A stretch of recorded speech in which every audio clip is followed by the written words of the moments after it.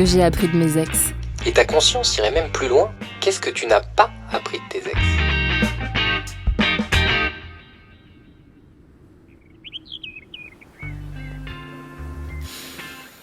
C'est le matin. Quoi? Déjà? J'ouvre les yeux. Non.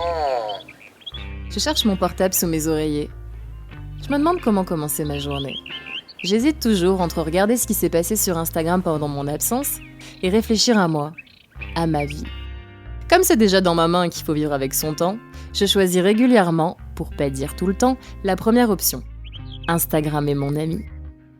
Mais ce jour-là, alors que tout allait très bien, la cata. J'étais dans mon lit, comme d'hab avec une main sur le front, façon sexe. Façon déesse grecque, et j'avais mon portable dans l'autre. Je matais le profil de mon ancienne meilleure pote du lycée, l'insolente Pamela Frégé. Qu'est-ce qu'elle m'énervait avec ses photos archi retouchées et sa vie parfaite. Et tout à coup, l'écran noir. Plus de batterie. What? Putain, le choc! J'ose le dire, j'ai souffert. Bon, j'ai plus qu'à réfléchir à moi. Super. À ma vie. Évidemment, ça aurait été mieux avec une coupe de champagne, mais il est que 9h du mat. Genre, il y a un horaire pour boire. C'est surtout que j'ai beau avoir écrit Moët et Chandon au feutre indélébile sur la bouteille, le cidre dans mon frigo ne dupe personne. Alors, je suis réveillée, mais il est que 9h du mat. Mon chargeur est dans mon sac à main, c'est-à-dire dans l'entrée. Mes bras sont pas assez longs pour choper mon sac à main sans me lever. Mon appart fait 20 mètres carrés, c'est vrai, mais l'entrée reste tout de même à 10 pas aller-retour minimum. Je vais donc devoir réfléchir à moi, à ma vie, et à acheter un chargeur portable. Mais est-ce que j'irai pas chercher le cidre dans mon frigo, histoire de passer un meilleur moment, et par la même occasion, prendre mon chargeur dans mon sac à main dans l'entrée? Sans déconner, comme si j'allais sortir de mon lit à 9h du mat. No way. De rage, je me suis retournée sur le ventre. À avoir le nez dans mon coussin, j'arrivais plus à respirer. Changement de plan. Je me suis remise sur le dos. Rien n'allait, quoi. Tout foutait le camp. Mais bon, il faut voir le positif. Au moins, j'avais réglé un problème, et rapidement. Je respirais à nouveau.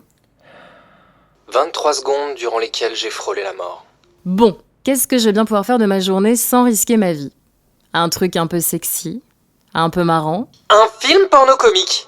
De désespoir, je me suis remise sur le ventre dans mon lit. Mais cette fois, je savais à quoi m'attendre. Dès que je pouvais plus respirer, je soulevais ma tête pour prendre de l'air, tel un poisson hors de l'eau qui plonge sa tête dans l'eau pour récupérer son souffle. Ça fonctionnait. Évidemment, je suis brillante. Et le prix Nobel de brillance est attribué à moi-même. Une belle découverte et un grand pas en avant. Enfin, dans l'idée quoi. Il faut l'imaginer ce pas en avant, vu qu'à force de me tourner et me retourner dans mon lit, mes jambes sont complètement enroulées dans ma couette. J'en suis prisonnière. C'est vraiment pas le moment de faire un exercice incendie. J'ai un petit peu mal au cou à force de relever ma tête pour respirer toutes les 8 secondes. Et pour être honnête à 100%, ressembler à une dorade hors de l'eau, c'est vraiment pas mon truc. C'est tout sauf sexy. Personne dira jamais « Mon amour, t'es si belle aujourd'hui, tu ressembles à une dorade. » Je vais retirer ce mot de mon vocabulaire tout de suite, à 3. À la 1, à la 2, à la... Ah, j'ai une bonne vanne! Dorade l'exploratrice. Bon, j'attends encore un chouïa pour le 3, je suis pas à l'abri d'une autre bonne vanne. Saumon l'exploratrice. Avec tous ces levés de tête et toutes ces ouvertures buccales, je ferais bien l'amour avec quelqu'un, moi. Pour moi, l'effort physique se résume au sexe. La Zumba et toutes ces conneries, c'est pas mon truc. Est-ce que Beyoncé fait de la Zumba? Ça fait un moment que j'ai pas eu de rapport sexuel. Enfin, je veux dire, avec quelqu'un. Je vis avec mon temps. La preuve, j'ai un compte Vinted. Instagram est mon ami. YouPorn aussi.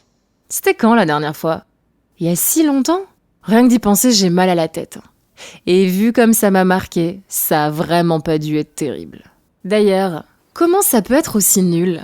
Je veux dire, de base, c'est quand même quelque chose d'agréable, de jouissif. Et puis, c'est pas si compliqué.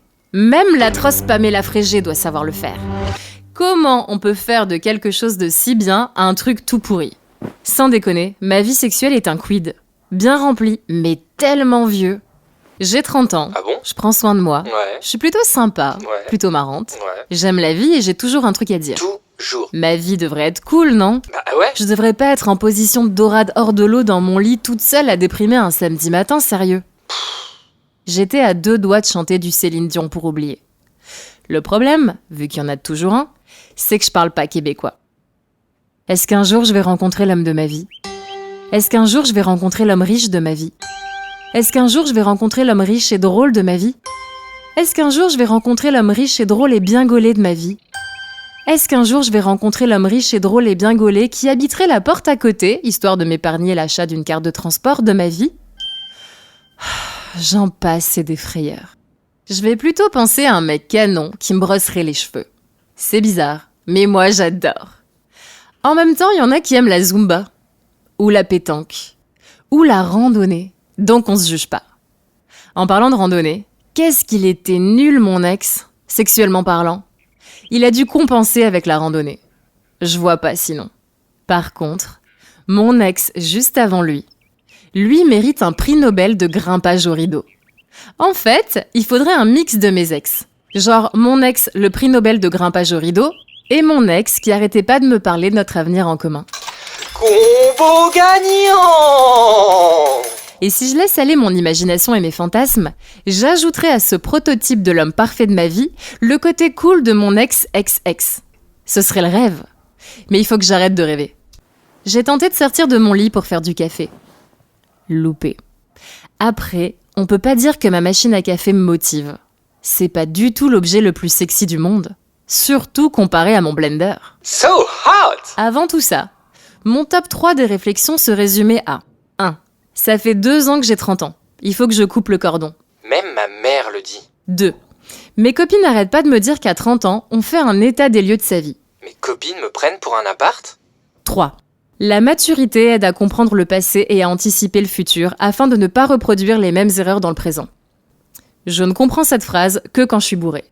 L'alcool est donc indispensable à ma vie, bien qu'il me donne la peau grasse. Ça oblige donc ma petite sœur à me faire des masques tous les week-ends, en échange de quoi je raconte pas à nos parents les conneries qu'elle fait. En réalité, si je dis rien, c'est parce que c'est nul ce qu'elle fait. Pas du tout de quoi s'inquiéter. J'ai fait bien pire. Et d'ailleurs, je suis très déçue. Déçue qu'elle reprenne pas le flambeau. You know what? Tout fout le camp. C'est ma petite sœur qui m'a dit que je réfléchissais pas assez. La finalité évidente de ma réflexion a été la suivante. Du haut de ses 19 ans, elle se prend pour qui, ma petite sœur? Elle vient me donner des conseils à moi?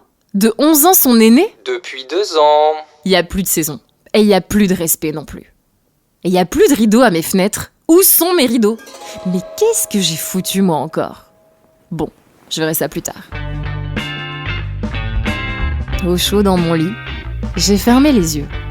Et je me suis forcée à penser à autre chose. Vite, un truc sympa qui se prend pas la tête. Mes rideaux? Non, les rideaux, pas les rideaux, pas les rideaux. Je me suis retournée sur le ventre et j'ai serré mon coussin très fort. Je vous passe les détails de mon étouffement. Dorade qui agonise. Poisson qui n'a plus d'air. Et pourquoi je penserais pas au mec? Surtout que j'étais déjà en train d'y penser. Mais oui! Mémoire de poisson rouge. J'aurais pu jouer Dory dans le monde de Nemo. Mais non, le bleu me va pas autant. Je m'étais encore jamais posé la question. Qu'est-ce que je garderais de mes ex? Bien mixé, le résultat peut être proche de la perfection. Ok, c'est des ex. Mais si j'ai été avec eux, c'est bien que ça en valait la peine un minimum. C'est pas parce que c'est terminé qu'il faut retourner sa veste et cracher dans la soupe. Meuf qui emploie des expressions, meuf mature, meuf qui met des tampax. Alors, il faut commencer simple, sinon ça va pas le faire. Tiens, je vais comparer. Alors, si je devais comparer l'homme parfait de ma vie à quelque chose, qu'est-ce que ce serait? Une poule? J'adore les poules, j'imite hyper bien la poule. Je vais pas imiter la poule, moi. Mais trop de plumes. Un chien? J'adore les chiens. Mais non, même problème qu'avec la poule. Enfin, avec les poils, quoi. Il me faut donc un être non vivant, point de comparaison. Mais pas un balai non plus. Dans quoi je me lance, moi? J'ai vraiment que ça à foutre?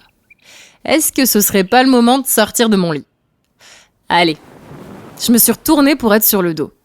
Et pendant que j'essayais de sortir mes jambes de la couette pour pouvoir sortir de mon lit, j'ai regardé mon appart. Qu'est-ce que c'est petit! Minable. Fenêtre, frigo, bureau, fin de la visite. Quelle tristesse. Comment est-ce que je peux vivre là-dedans? C'est très loin de mon idéal de vie et de confort, cet appart. Ah ben tiens, je vais comparer l'homme parfait de ma vie à l'appart idéal de ma vie.